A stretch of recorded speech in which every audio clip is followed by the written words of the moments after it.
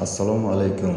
Men Qo'shtamg'oli mahalla fuqarolar yig'ini Chinoq qishlog'ida joylashgan 57-maktab o'qituvchisi sifatida maktabimiz o'quvchi yoshlari uchun yangi avtobus taqdim etilgani munosabati bilan chuqur minnatdorchiligimni bildiraman.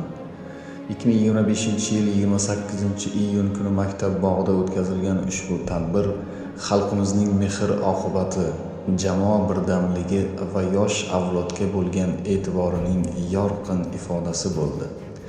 Tadbir avvalida avtobus 4 kilometr uzoqlikdan o'quvchilarni olib kelib, o'z xizmatini boshladi va tantanali ruhda ochilish marosimi bo'lib o'tdi.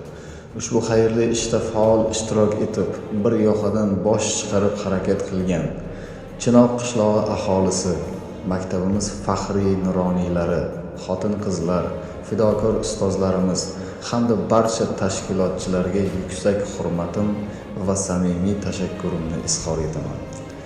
Shuni alohida ta'kidlashim joizki, 3 yil oldin boshlangan Chinoq birlashamiz shiori ostidagi ezgu harakat bugun ham o'z samarasini bermoqda.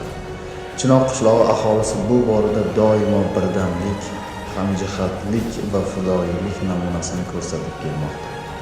Qo'shrabot tumani hokimi tomonidan ham Chinoq qishlog'i alohida e'tirof etilib, Allohning nazari tushgan tumandagi namunali qishloq deya ta'riflanganini faxr bilan qayd etmoqchiman.